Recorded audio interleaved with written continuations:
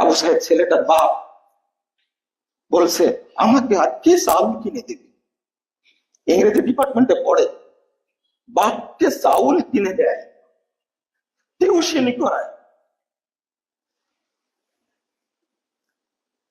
কাঁদছেন। এই আর্তনাদটা আপনার বুকে আপনি শুনছিলেন। মানুষ এখন জানে বেশি, কিন্তু আমল করে না। কেউ গেছে বিশ্ববিদ্যালয় থেকে গেছে, 7.5 লাখ টাকা দিয়ে এসছে, প্রধানমন্ত্রী দিয়েছে, কিন্তু আপনার পার্শ্বের লোক দেওয়ার আগে তো আপনার এগিয়ে আসার দরকার ছিল।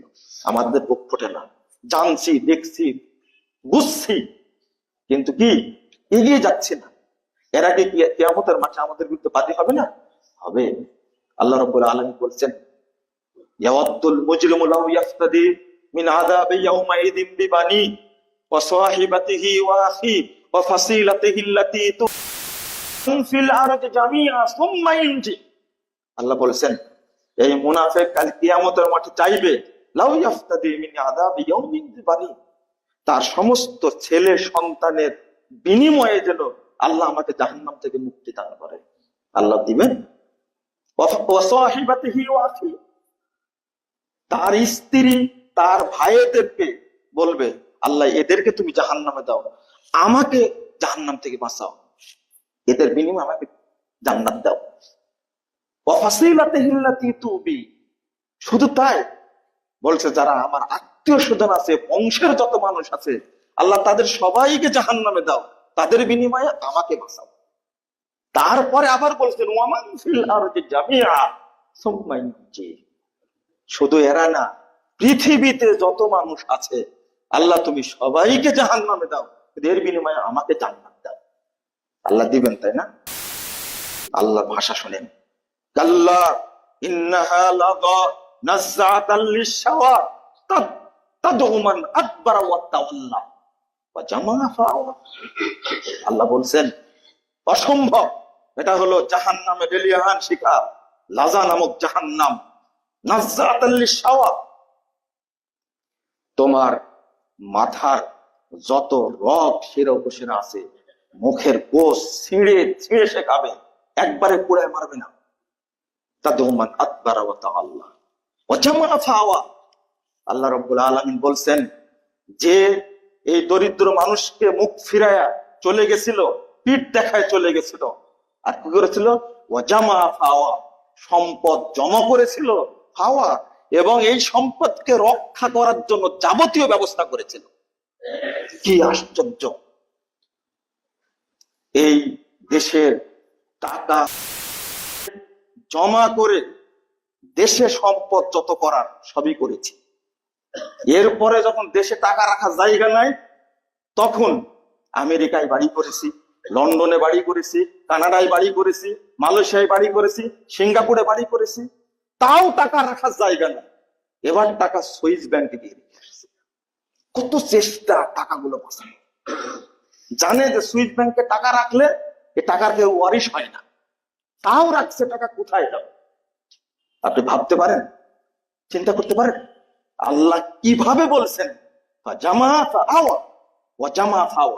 জমাও করেছে এবং এটাকে সংরক্ষণ করার যাবতীয় ব্যবস্থা করেছে। অথচ দেশের দ্রব্যমূল্য ঊর্ধ্বগতি, পত্রিকায় দেখছেন না, মরিচের কেজি 400 টাকা। কি বাজার করবে? সবজি 100 টাকার নিচে কোনো সবজি নাই।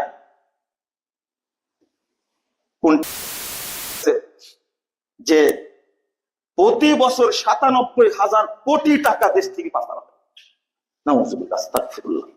যদি এই টাকাগুলো দেশে থাকতো, তাহলে এই দরিদ্র মানুষগুলো এত কষ্ট পেত কি না? যেই হোক না কেন, কেন কতদিনই বললাম না, প্রধানমন্ত্রী নিজেই বলছেন, আমার পিয়ন 400 কোটি টাকার মালিক। পিয়ন 400 কোটি টাকার মালিক, আর গোয়েন্দা বাহিনী জনগণের টাকায় তারা খাওয়া দাওয়া করে। গোয়েন্দা বাহিনী তারা কি করলো? এই পিয়নকে ধরতে পারলো না কেন? তোমরা কি করো? আমাদের বলার কোনো দায়িত্ব নাই? দীর্ঘ 20 বছর যাবৎ বিসিএস এর কোচিং বিক্রি করে খাচ্ছে, তোমরা গোয়েন্দা বাহিনী কি করো? তোমাদের হয় না? তোমার শরম হওয়া উচিত। 21 বছর যাবৎ বিসিএস পশ্চিম বিক্রি হচ্ছে, 21 বছর যাবৎ কোটি কোটি টাকা এখানে লেনদেন হচ্ছে। তোমরা কি করে বেড়াও? তোমাদের লজ্জা হয় না, শরম হয় না?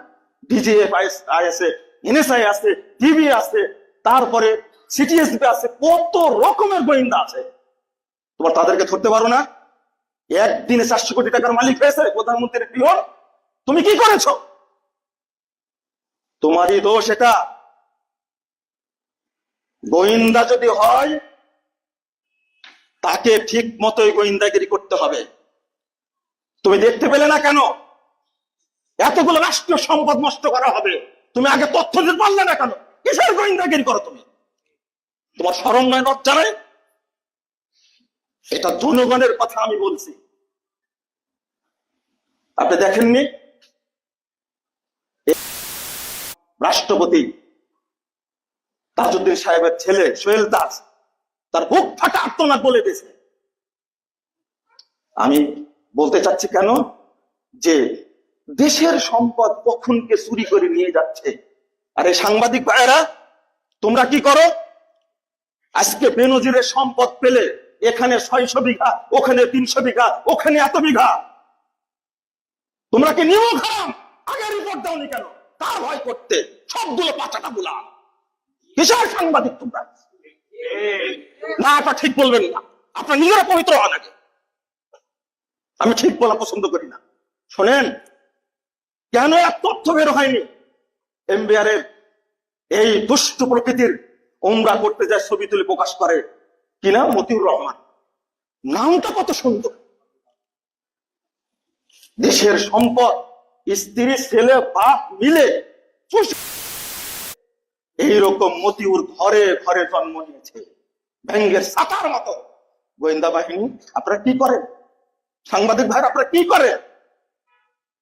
ও শুধু দেখেন যে কোন টুপিওয়ালা জঙ্গি।